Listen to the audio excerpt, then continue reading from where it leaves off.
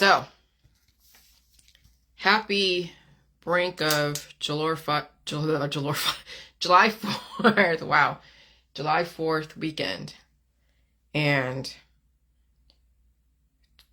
the universe. The universe is pretty crazy. So what's the title of this? What is the name of this transmission? It is Lord of the Rings, Men Have Been Corrupted. And why am I bringing the Lord of the Rings into this? Because you're like, what the heck? You went from Suits and going through all the legal stuff to now Lord of the Rings. And what prompted the whole Lord of the Rings? Because when I figured out that the white hair and the gray hair was the original for immortals. Now, here's the thing. With Lord of the Rings, there is this whole race of men, and they're dwarves, and there are giants, and there are immortals like Elven, and there are other types that they have outlined, the orcs and all of that. And the reason why there are mortals versus immortals, right, is that we have people who are so heavily programmed that they will stay mortal and do the whole dying and reproducing. And to what extent is the damage to cause fertility? Well, again, that's still a balance one must understand. So then John was mentioning that given that my hair will eventually be turning white or gray at some point, but I will not be aging out and dying. I was thinking about, then he mentioned elves, and then I Googled elves and went all the way and took it to the way other side, which is then the Lord of the Rings. And that's when I realized, because I have been quoting Gollum, I have been quoting so many different characters that are in these movies, but haven't fully put everything together where J.R. Tolkien came from. And so men have been corrupted, and 9/11 was the kickoff for the last, or the fourth turning, to now finally get rid of corrupt man and bring in the whole uncorrupt, return to the king. That's really what the trilogy of Lord of the Rings is about, is how man has been corrupted. The race of humans, all different races, some of them have been very corrupt, others have not, but then others have turned corrupt, but now you have a choice. And so that's where I'm coming from. So let me go back to now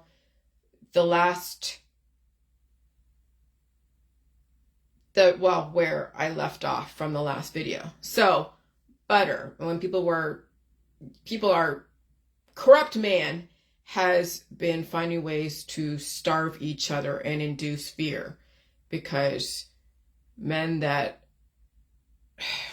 who figured out how to get rid of corrupt men is to induce fear and have them self-destruct versus somebody else determining who lives and who dies. Let nature and man decide through their own actions to themselves, not to other people. And so when someone mentioned about butter and margarine and how margarine is so poisonous and how butter is not, this is where now you have to understand where I'm coming from. So the reason why butter has been demonized, or not been demonized, why margarine was made, is because some people cannot handle the growth. And so why you have margarine that is more of the elements and the minerals versus the fat and the proteins. There's still fat and other stuff in margarine, but margarine has more of the minerals and other things that are necessary the body needs. But the reason why the elderly use margarine and those who can't handle life use margarine is because they can't handle life. And there's fat and there's other types of life that butter can convert into then an immune system that will kick out the demons, and you'll build mucus and all that, and people can't handle that. And so the elderly who are already immunocompromised cannot handle something that is life-giving like butter. And so then margarine is used in lieu of that. But then you look at those who are demonizing people from food, is because they don't realize there's an intention behind why certain foods are made in a certain way, because of intolerances. Why people choose certain foods over other foods, because they have intolerances. What is that intolerance? Because they have never been told how to evolve and release, and they're in a closed immune system. And so as you close up in this corrupt society that we're in, then you have more intolerances to food.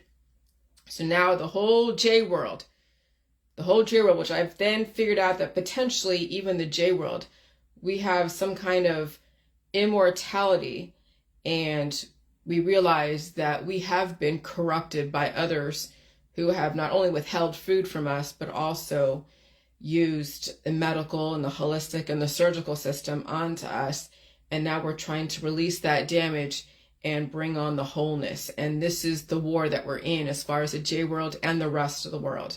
And so I'm integrating not only the Western civilization, but Eastern, Northern, Southern, all the different stories from the ancient stories all the way to the current stories. And this is why I say those that want to live for the present and the future, reconsider your emphasis on the ancient text and only use that as a platform to evolve from, not as the platform, but use it as a springboard to then evolve from. And so that's why I mentioned the Lord of the Rings should be actually the current Bible of the present and the future. All right, so that's where I left off from there. And then I mentioned PewDiePie. He's, one of my critics, but he hasn't said too much. If he has, I haven't noticed. And then I have the orcs, and I'm focusing on the orcs. The orcs is actually corrupt mankind. And people are wondering why it is I posted the pictures of the artificial intelligence of the hair that's white or brown. Well, I want to see what my hair looks, what I would look like with white hair. So that's why I posted it. It's not because I want to be something I'm not. No, eventually my hair will turn white or gray. And so I want to see what it would look like in the future. And eventually, my hair will be turning white or gray, but I will not be aging out. And so I was trying to figure out the significance in the Lord of the Rings with the elven population, the brown-haired elven and the white-haired elven. And so brown could be, my husband was thinking brown could be for breeding, and the white could be for the wisdom, like I was saying, white for wisdom as far as the hair. And that's also what we have symbolized wisdom is the elderly and those with the white hair, right? And we see that in movies and all that. So I wanted to see what white hair would look like on me, because eventually that's what's going to happen in the future as we keep moving through this evolution that we're in right now. And so I said, my original hair color is coming back, white, gray, or silver. And then I go through that. So I'm not going to relive that, but that's the reason why I posted that artificial intelligence picture of brown or white hair wigs. And so ogres don't have to be evil. Intolerance is evil. All right. So William Steig, creator of Shrek, with pro wrestler Maurice Tillett, who was the inspiration for the character. He spoke 14 languages, played chess brilliantly, and despite his outward appearance was a really warm and friendly man, just like Shrek. Okay? So you have to understand that Disney has so many symbols. As Shrek, there's the dwarves and Snow White. The dwarves were all about mining for gold. They were all about the riches and even saving the princess, Snow White. But then you look at Lord of the Rings and the dwarves as characters representing those that were more interested in money, but then realized they didn't have to be so interested in money. They wanted to keep Mordor and the Ring of Power out of the hands of man, because it corrupts them and makes them evil, turns them into orcs. And so there's a lot of lessons, not only in the Bible too, of ancient texts, but people have taken that to the extreme and have corrupted themselves through the Bible. And so that's why these current stories exist. And that's why Disney exists also, not to corrupt people, but to show how much corruption there is in the population. And if those that can't evolve then take Disney and other films literally and almost adopt certain characters and the ways they do things, then it shows how easily people are influenced. And don't realize that all these stories are not something that you always, that you completely adopt 100%, but some will, because that's the only thing they know how to do.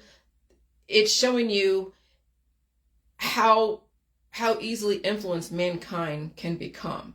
That if you don't understand all sides of the characters and the stories that are put out there, and you adopt one side or the other, you will become corrupt. Biases will corrupt people. That's, I think, essentially what the moral to all these different stories, whether it's the Bible or ancient texts or even current movies, is to show you how easy it is for a corrupt man to be influenced by something based upon so many factors. And because even those that say they're good will then even ram their goodness and destroy people with their goodness down their throat and destroy. So even good men can become corrupt. And that's what you're seeing in politics, all religions, I don't care what it is, and the science dogmas. The good people, and that's all relative to how you want to perceive what good is, will also become corrupt. Saviors will save people to death. They will bound conversion into people if given the chance. All right. And so if you don't have discernment to save your own life, it won't matter if you watch TV or not, get a vaccine or not, avoid whatever you think is poison or not. It won't matter what you do because you don't have the discernment. And then you'll be right about everything because you expect to pass away. And you already have absolution. You already have someone to blame. People who have discernment know the only way that someone could destroy them is if they are physically in the same room together, or if their car was right next to your car. So if you're driving down the road and someone purposely slams right into you, and you're not, and they came out of nowhere. But if you have discernment, you'll be aware of your surroundings. Okay, people who are oblivious, they just kind of go and they don't look both ways. They could care less about what everybody else thinks. That it's about what they're doing, what they want to do, and they don't look both ways. And then they're just very tunneled. All right, so nobody can destroy you unless they're right next to you in the same room. But even then, if you're an aware person, you won't entertain those that are questionable, who are unpredictable. And even if someone you think is your friend then tries to come out and stab, not literally, but even, literally, you can see those indicators. You could feel those indicators. Okay, so most likely a person who has a sense about humans would not entertain unpredictable people who could potentially destroy them in the same room, in the presence of each other. Okay, so if someone has an idea 5 countries away, they're not destroying you as much as you think that's what's going on. When someone has a difference of opinion, they're not fucking destroying you. You are actively going to have to figure out that you are destroying yourself. But again, those with discernment will know who is destroying them and who isn't. People with discernment will know they will destroy themselves if they keep allowing somebody else to have that kind of influence over them. All right? So people who have discernment know the only way someone could destroy them is if they are physically in the same room together, or if their car is right next to your car. But even then, that would be difficult. But still, I'm just trying to give you hypotheticals. If you don't have discernment, you will be brainwashed by everything. So you have to save yourself.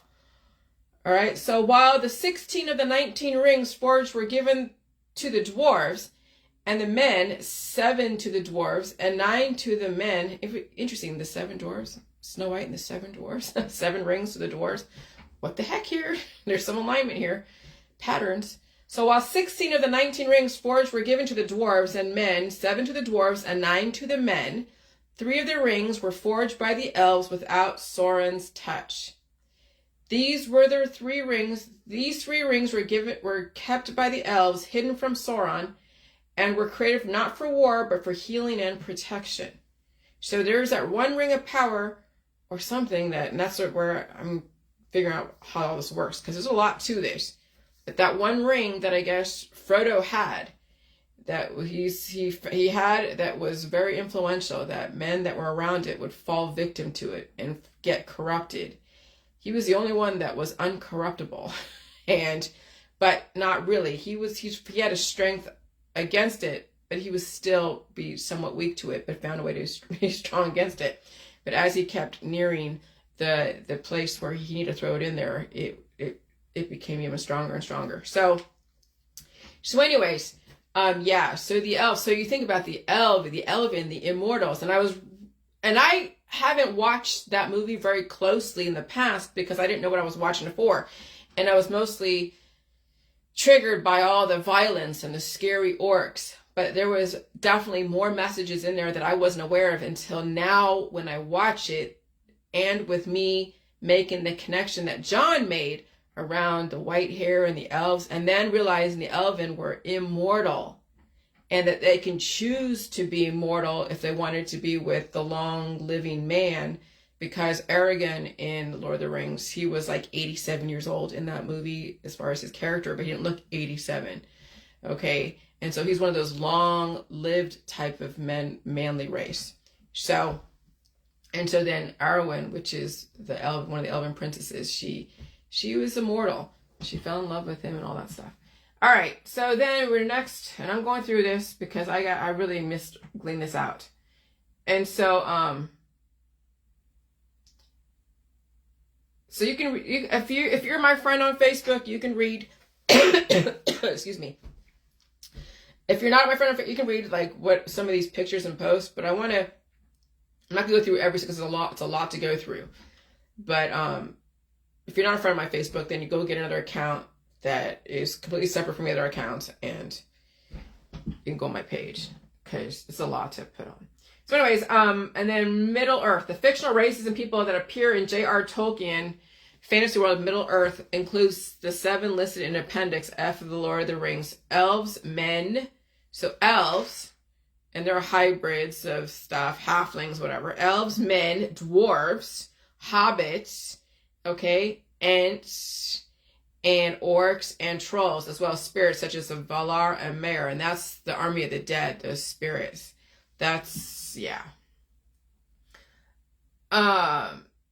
In order for that ring to be destroyed, the one that answers to Sauron must be brought back to Mordor and destroyed from whence it came. Basically, face your demons, literally, if you want to survive. So he had to march with them. He had to hang out with them. And so I'm going to read what defense. Okay, I'll read a little bit. Defend yourself when cornered and fight your own personal battles. The wise warrior avoids the battle. So defend yourself when cornered and fight your own internal battles. And the wise warrior avoids the battles with others. And so I modified the Sun Tzu because it wasn't really complete. It was more vague than not. Because I'm telling you, sometimes you can't avoid the battle. Sometimes the battle comes right into your body and you can't just lay down dead. You have to fight the battles within you. But when you are entering into a battle out there that you don't have to go to, but you get invited to a battle, then you are voluntarily going into battle with something that you won't win. And so when you're fighting other people's battles, you will always lose. When you fight your own battles, you will have a strategy, but usually people, when they fight their own battles inside, like they think they are fighting their own battle, they'll go and enlist a mercenary called the medical holistic system. So they're not really fighting their own battle. They're eliciting mercenaries who don't really have an allegiance to you. They have an allegiance for money. Okay? And so that's why it's really important to understand that you got to fight your own battles. And the only way you can fight your own battles, you understand food and release and staying away from those that are mercenaries, that are commodifying your battle. And that is the medical holistic system. All right. So, wow. All right. How do I do this? Okay. Jeez.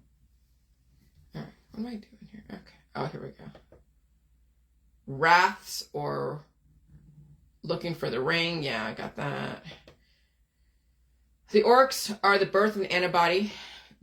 The antibody is born relative to what you are protecting and attacking. And so, yeah, you see it out there in the population, people who attack each other or defend themselves. They can look like a monster. And so, yeah. So there's that. Oops. Okay. I just want to clarify something. Yeah. Get away from that. Give me 1 second. Okay.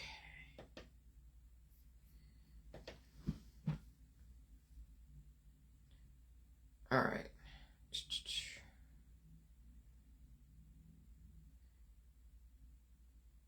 Because I want you to, why I'm going through this very like with a fine tooth comb, so you can see how the current allegory is extremely relevant.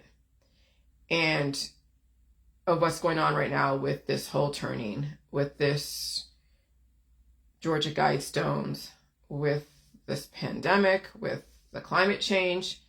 It's all connected.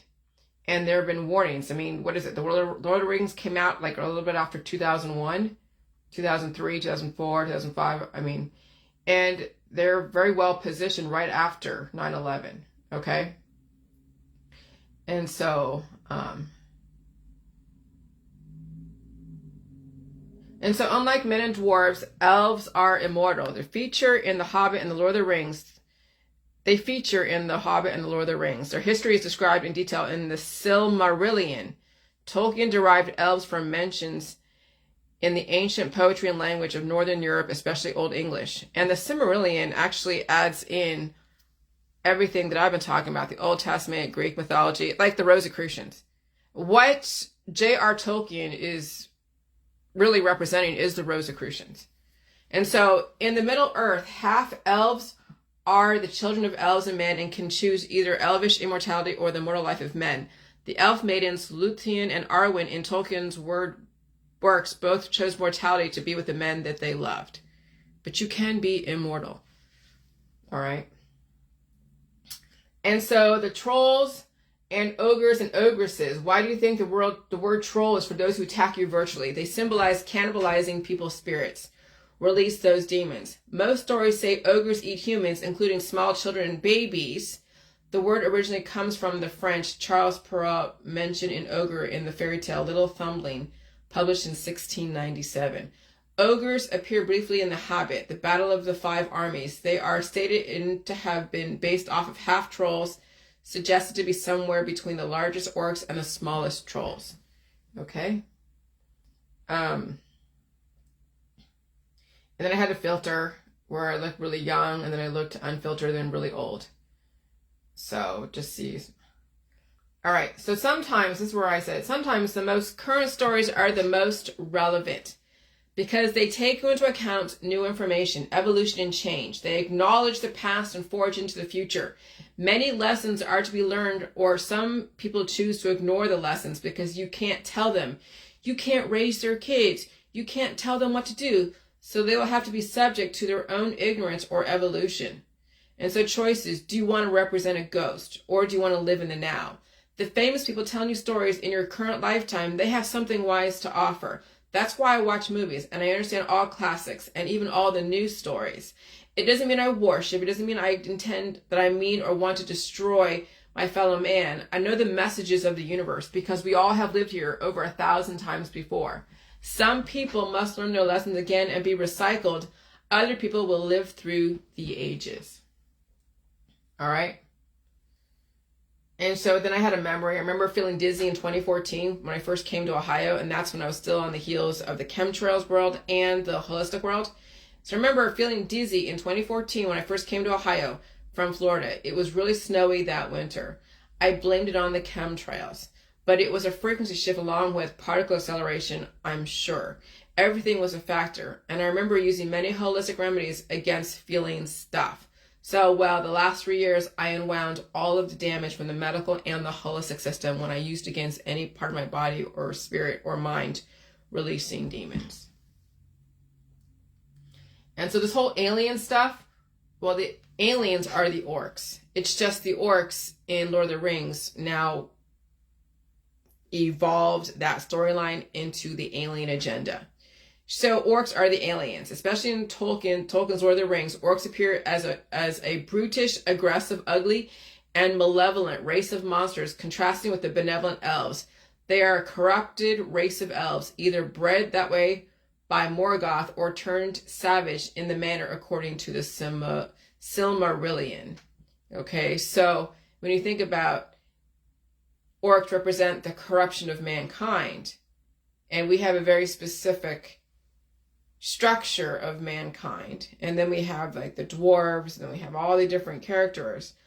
The real monsters in our society are those that are brutish, that are not only accusatory but attacking, non-evolving, intolerant, and just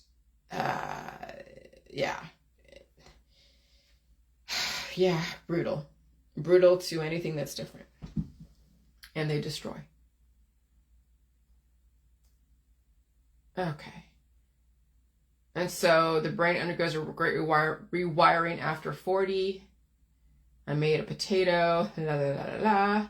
We're going to have artificial intelligent people tell us the weather.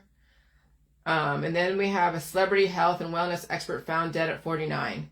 49 or 94 or 90. What are they an expert at? Anyone licensed or managing your health, a license to do what? That's the thing. When people who are in the health and wellness world, regardless if they're in meditation or in the holistic or allopathic, what do they have a license for? That's what you need to ask yourself. A license to do what? When people believe people should die and they're in the licensed health and wellness professional, what do they have a license to do? All right, I read about the Spanish Empire and I have Mexican rice. Lord of the Rings, the new Bible of the future. And then this is when I start watching Return of the King. And so the age of men is over with. It is the time of the orcs, and that's the activism. You will see the violence in your community, virtually and physically. The use of machinery, crime, human trafficking, and intolerance. And so I said, stay home and stay safe. And so, especially in Tolkien's The Lord of the Rings, orcs appear as a brutish, aggressive, ugly, and malevolent race of monsters, contrasting with the benevolent elves. They are the corrupted race of elves, either bred that way by Morgoth or turned savage in that manner, according to the Silmarillion. The Silmarillion is a complex work that explores a wide array of themes, inspired by many ancient, medieval, and modern sources, including the Finnish Kalevala, the Icelandic sagas, the Bible, Greek mythology, World War I, and Celtic myths. For instance, the name of the supreme being, Iluvatar, father of all, is clearly borrowed from Finnish mythology.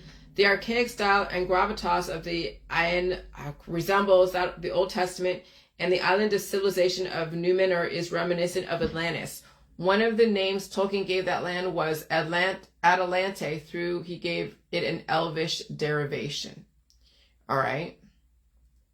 So understand that Tolkien, he took from a lot of different sources. Just like I've been doing.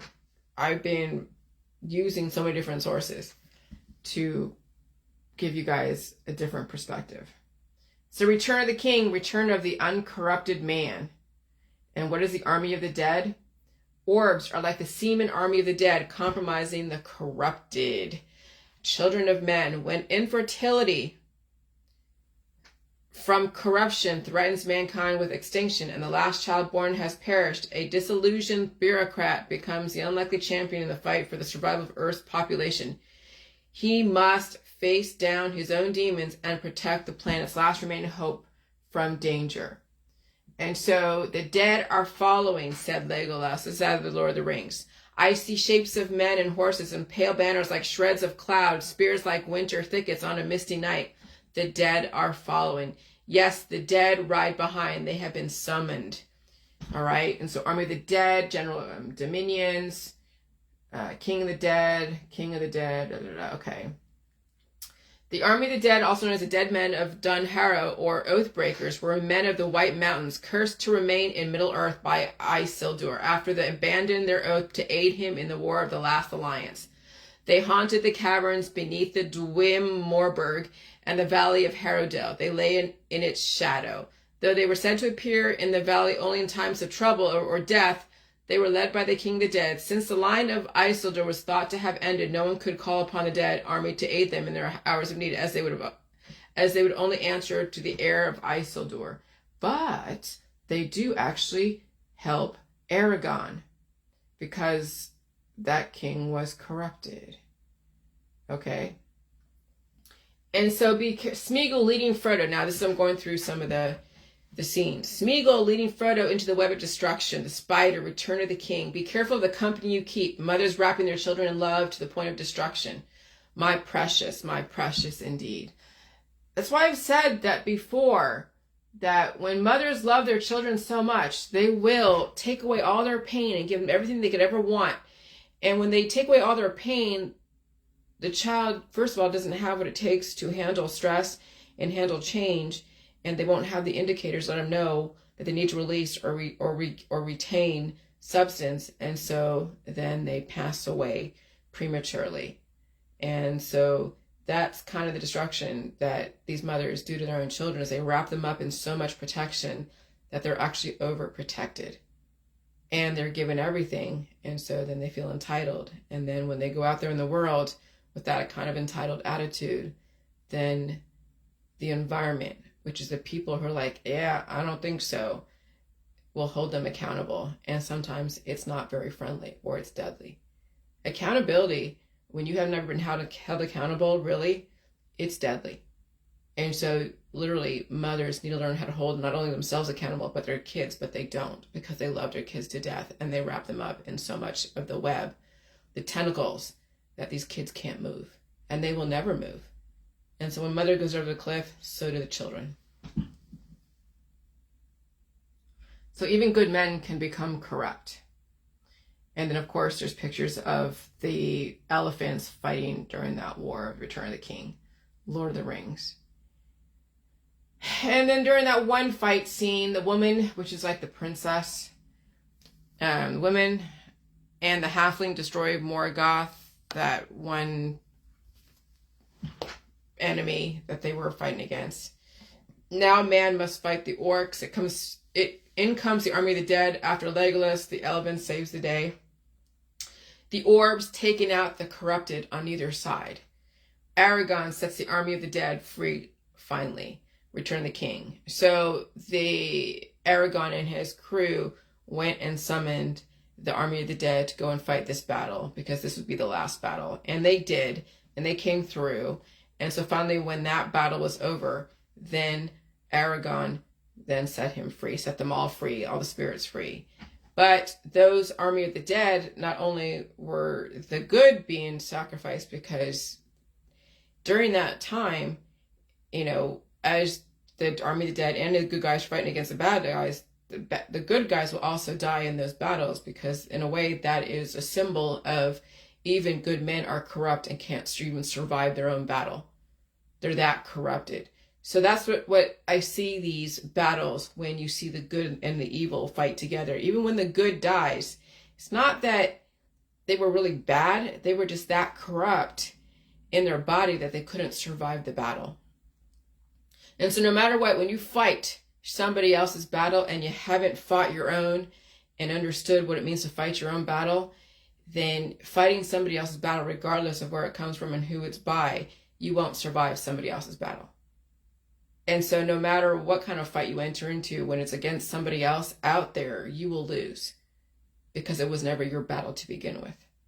And that really is the moral to this whole story, is that you literally have to fight your own battles and release the corruption within your body, mind, and spirit, and become whole again, because this is the world that you're in. You will be summoned to all these different battles, and you will be set free, just like the army of the dead. They were set free. Yeah, you'll be set free out there, roaming around, even though they were set free and they weren't held captive in those white mountains. But where are they going? They all died in battle, and where are they going to go? Go find another body to inhabit and fight that battle of trying to become whole again and tangible and have all the five senses? So, and so Frodo must escape the area before Mordor. That's where the spider. But after he returns the ring to Mordor, he is in the lion's den when he was wrapped up. Well, actually, he wasn't wrapped up. They found him. The orcs found him and unwrapped him, but then they're going to use him or bring him somewhere. And so Samwise must help him. Even though the spider was destroyed by Samwise, her minions captured Frodo. And so even though Mother may not be in the picture anymore, right? Mother passes away, and the daughter or the son is now left to fight on his own. The daughter and the son might be entertained by Mother's minions, which are people like her that go and destroy. And so you got to be around someone who is willing to, I wouldn't say save you, but is willing to give you a glimpse of something different. So Samwise saves Frodo. Frodo realizes the mistake he made siding with Gollum, the corrupted man. Humans, you are from different races, but you always have a choice. So even though that allegory of Frodo listening to Gollum, who was the corrupted man, and discount his friend and life that has been around him for years, he realizes that listening to someone who was corrupt and deceptive right beside him can be just as detrimental. And so as listening to someone across over the way, thinking that they're the enemy when they're not. So there's a lot of lessons in that. And then 10,000 orcs stand between Frodo and Mount Doom. Frodo's companions will provide a diversion to keep the eye of Sauron distracted. Diversion, watch for the diversions in the J-World, okay? People in the J-World, watch for all the diversions. People are trying to tell you, oh, you can't do this, you can't do that, or scare you away from you saving yourself. And also the crazy weather and all the different stuff. Yes, diversions, yes, but you got to listen to indicators. And so the moral of this part of the movie is that you must walk among corrupt men to return the Ring of Doom, power back to the depths of Mordor. Not an easy task. And so, it's not like you can totally take yourself out of the mix of what's going on. You have to learn how to deal with the corrupt men in your society and not let them corrupt you, not let them have that kind of influence over you. And this is where you have to change the way you do things, your lifestyle, your belief systems, all that. And you will have to walk among them and still be able to straddle both sides and still save yourself. Okay?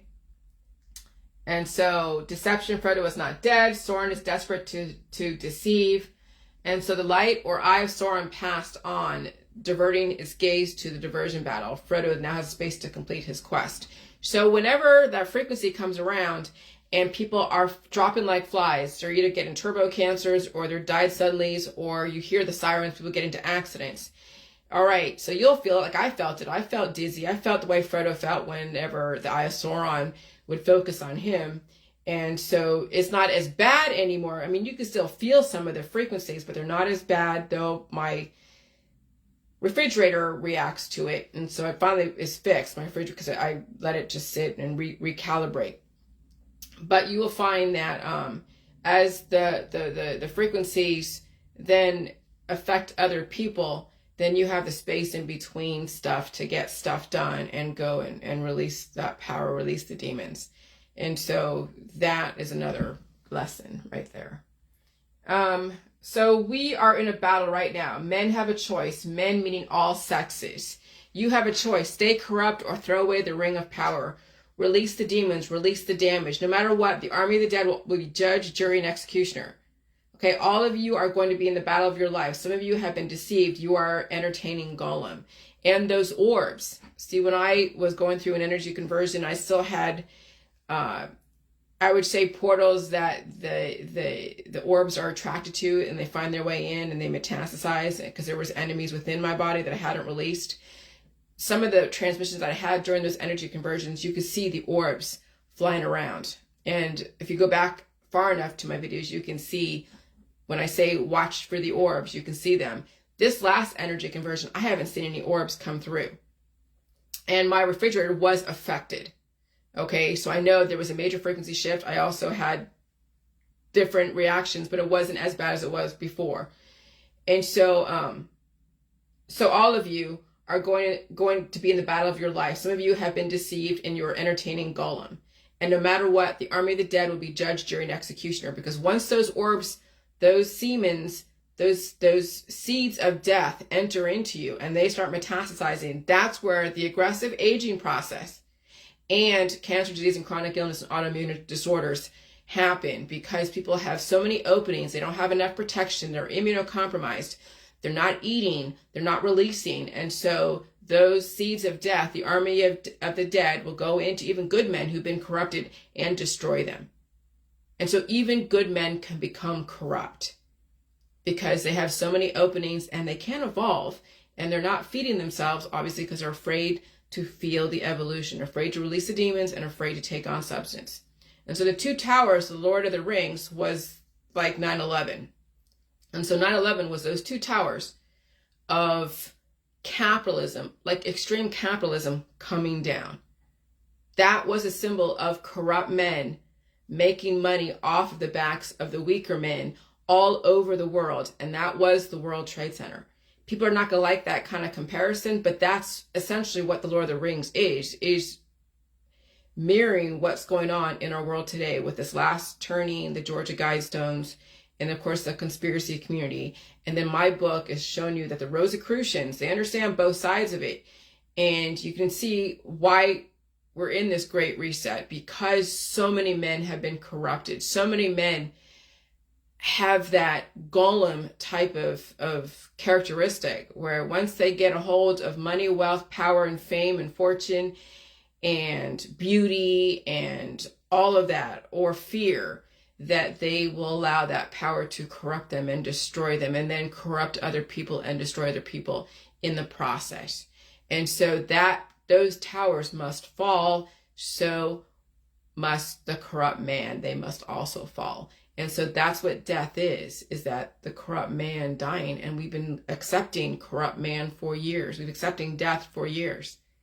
Now we have a chance to finally reverse that and let the Elven, the immortals, finally show people that you don't have to die. You don't have to stay corrupt. But it's going to take some major work on your end to release the corruption from your body, mind, and spirit. Okay, so the symbol of the fall of corrupt mankind, selling their soul for money, power, and fame.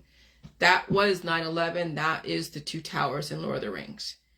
You bow to no one. But right now we have people bowing to people who are influencers, who are leaders, who are politics, religion, science leaders, and they don't understand the power within themselves because they've been that corrupted. And so when you bow to somebody else, then you expect people to bow to you. And that is infectious. Okay. And so that's why I bow to no one. I worship no one. I don't demonize anyone, because as soon as you worship someone or demonize someone, then you will be worshipped and demonized, and then that's where the wars keep getting sustained. So every time Sauron's eye focused on Frodo focused on him, Frodo fainted. Frequencies. People are like, I have vertigo, I have this issue, I have that issue. Yeah, the frequencies plus the particle acceleration and your immunocompromised body all work together, and that's why you're seeing people feel so many different things and blaming it on so many different things, because they've been corrupted and they don't know it. And can you tell people this? No, they have to figure out for themselves. They have to understand the allegory in the Bible, but that was the old world. Now you're going to look at Lord of the Rings. You got to look at all the different stories, all the different Netflix shows, and realize what 9/11 was. 9/11 was a symbol of the corrupt man falling. And now finally, we're going to go into a world where it's going to end up like Return of the King. Like that last little segment when the elves and the elven race and all the different races that were all working as an alliance together against Mordor finally won. And they threw that ring of power of corruption right back to the depths of where it came. That's when peace and all, that's what we're striving for. But at this point, until Africa understands where we're coming from, because they are the fastest growing nation, we know other nations, they're going to be succumbing to these frequencies. They won't have what it takes to deal with climate change. Africans are really strong, even over there in Africa. And so once they figure out what's going on as far as immortality, and they'll go through their pains, we're going to be going through this falling of corrupt man, and there'll be a lot of death. That's what you're in for. That's what the Lord of the Rings is all about. Eventually there'll be a happy ending but you will see so many corrupt men fall at their own hand, from their own hand, and from their mothers and their fathers and their friends and their family. It's kind of crazy, but not really. Remember the whole J world, we had to release the demons, we had to build up the substance and build up the tolerance and the conditioning so we can handle these frequencies. That's what's going to take to save yourself, or else you will fall with the other corrupt men. All right, bye.